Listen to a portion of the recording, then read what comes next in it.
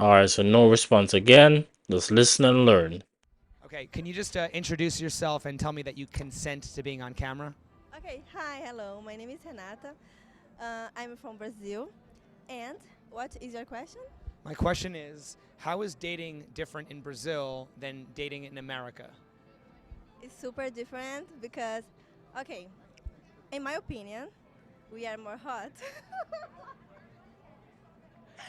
Okay, how old were you when you first realized that you could influence men using your looks? Oh, very Ooh. young. Yeah. Like sixth grade, maybe Yeah. fifth grade. Okay, all right. Here's one. Why do you think? Have you ever ghosted somebody before? Yeah. No. Never ghosted somebody. Okay.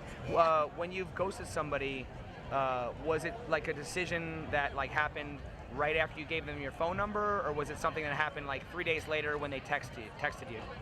It's kind of like 3 days later, maybe. Like if I'm not feeling the conversation, I'll kind of just like. Was it stop for no responding. reason, or was there a reason behind it? There's really no reason. It's just I don't think it's going to work, or like maybe there's like another guy that I'm into, and I'd rather try to like start things with them than the other person. So it's just maybe you had a better option or something like that. Oh, it's so sad to put Do it that way. do you think that people are only as loyal as their options? Ooh. It's sad to think, but like I Yeah. think so. I think so too. Yeah.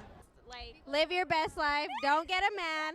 You don't need a man. Just get your money, girl, and do your thing. That's it. Make yourself happy. The fuck? Oh my gosh. All right, here's a fun one. If a guy used a coupon on a first date, what would you think of it? I would be like, you're fucking awesome. Like, I love guys who have their finances in place. I would be like, that is amazing. Like, you are money minded. You know how to hustle. You know how to save. I'm all for it. Okay. Why do you think so many women would look at a man who does that and think he's cheap? I don't think it's cheap. It's just like, think about it. He's thinking about how he wants to spend his money and be efficient and effective with his money. I don't think it's cheap. Like, as long as he pays for the date or the first date, even if he uses a coupon, like, all the more power to you. Because I was just saying, like, if he like, okay, I ask, would you prefer a guy take you to fast food at full price or fine dining at half price? You're getting a better value, right? I would, yeah, if he uses the coupon, I'm all for it. Okay. A gentleman he has a six pack and he is 10 feet tall and he's beautiful, good looking, He's well mannered, respectful, somewhat intelligent. He is strong, only physically, not emotionally. Good listener. That's a big one. That's good.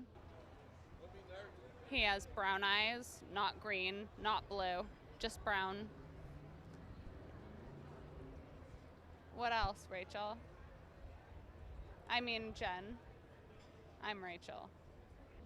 Empathetic. What would you call the female equivalent of a gentleman? A lady. Is that a question? A lady? Okay, I'd say lady. We say ladies and gentlemen, so that's fair enough. What are the characteristics of a lady? Well mannered, respectful.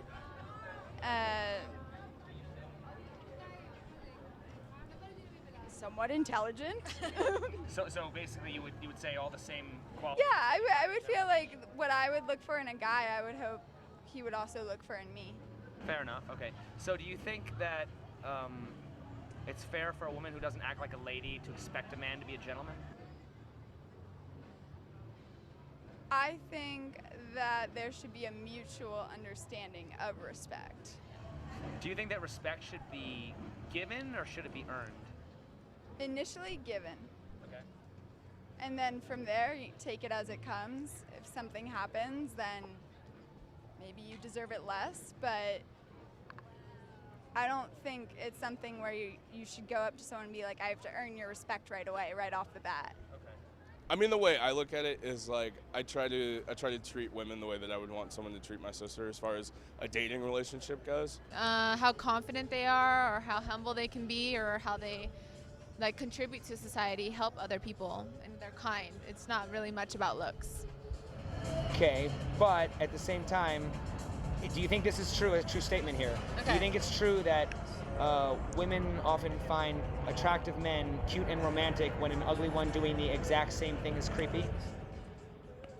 Yes, because the women want to see what they want to see, and that sometimes bases on looks. And yes, okay, I agree. and has a man who wasn't necessarily, I mean, looks are important, Yes. but at the same time, has a man that you weren't initially attracted to ever been able to win you over with his personality? Yes.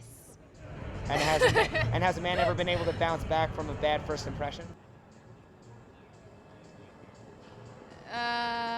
Yeah. Okay, interesting.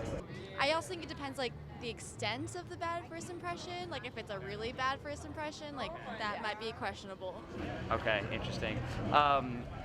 What's the difference between a first impression and judging a book by its cover? Interaction with that person. Ooh, I like that answer. That's very good. I like that a lot. Do you feel like love has to last in order to be worthwhile? No, You don't. Okay. because I mean, my first relationship, it was 3 years long.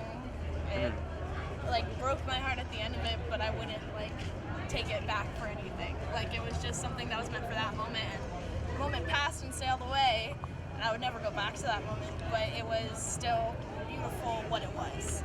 Why do you think that there are some people who let themselves go after marriage? I guess because No, because they just get too comfortable. they It get really too is, they get too comfortable. So do you think that marriage encourages people to become lazy?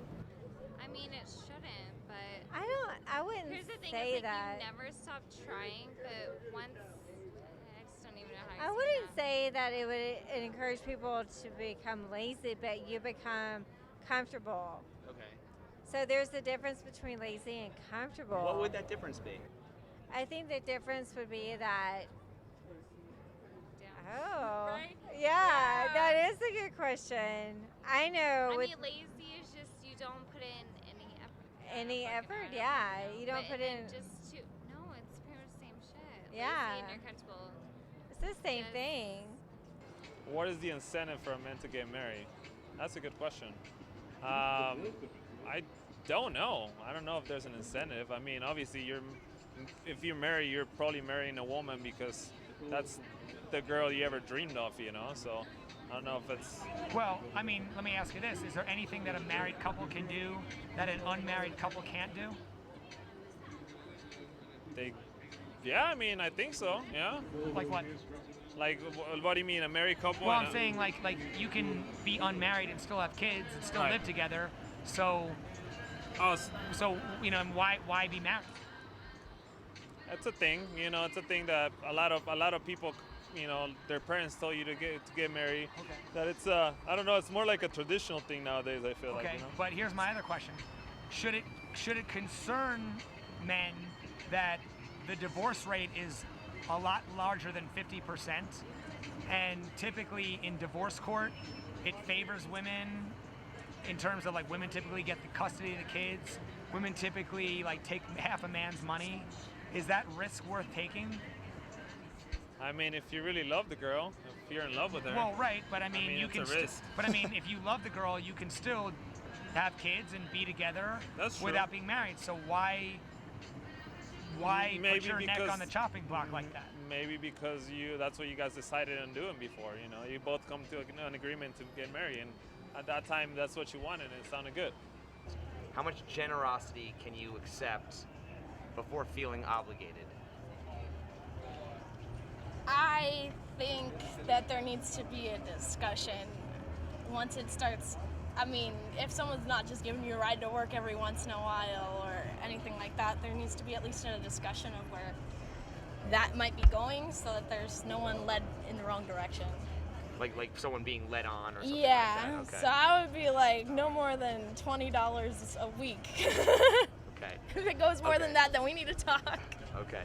It all comes down to communication, I think, right? Yeah, it's making sure you guys are both on the same page. If both of you Yeah. guys are okay with the situation and where you guys are, then it doesn't matter. Okay. And on the other hand, how much do you think you should give without expecting anything in return?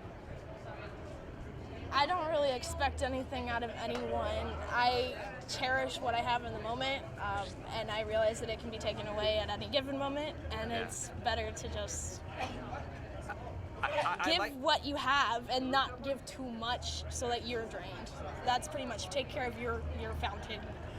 the only thing about that I'm curious about is they say you should always give without, you should try to give without expectation. The only thing is, if you just keep giving and giving and giving and you never get anything in return, at some point you're the fool, right? So where is that line? I don't think at some point you're the fool. At some point you need to realize that no matter how much you give, you're not gonna get what you want, I guess. Like, you have to read, I guess. Let me try to find a better way to phrase this. Okay. So, you have to give and you have to realize that you can't rise above the little bit that you're getting until someone else gives you something. So let's say we all have like 10 spoons, okay? Mm-hmm. I give you a spoon and then you never give me a spoon again. You're not gonna get anything else from me. I gave you that spoon, you get to keep that spoon. I don't want that spoon back. Okay. But if you don't give me a spoon back, then we can't keep playing this pass the spoon back and forth game. So it's just realizing, okay, now you gave me a spoon back, now I can give you 2. What happens when I give you 2? Now you give me 3. Now I want to give you 4. Now it's something fun and it's something that you know you're giving feedback from. But if you're not getting the feedback, then it's just like, that spoon was supposed to be taken. Let's move on to the next project because this is not going to be fun after a while, so you just leave, I guess. It's finding the right time to, it's giving the bird seeds and saying, are you going to give me more? And if you don't continue to build on that, then it's gone. Well, you know, like some people will say, like, you know, you're not supposed to count. You know what I mean? You're just, like, you're counting, like, you know, everything's tit for tat. You know, you're not. That's not. It's not necessarily tit for tat. It's I'm willing to give this away, and are you willing to build on that with me? Okay. Why do you think that there are so many women who seem to be obsessed with expensive shoes and handbags? Cause girl, we bougie. We bougie out here, okay? We bougie. Okay? Okay. Is that natural or learned behavior? Ooh. Everyone just wants the best thing. Well, because I've noticed that, like, if you go out to the country, I don't see a lot of girls in the country kind of obsessed with Louis bags and high-heeled shoes. I would I say grew up it's in the learned. country, so I know this. I would say We it's don't fucking learned. care. You say it's learned? Yes. Interesting. Okay. And for anyone who says, like, you know, there's a lot of people who have like a lot of weird or bad behavior, and they say, well, that's just how I was raised, right? Yeah.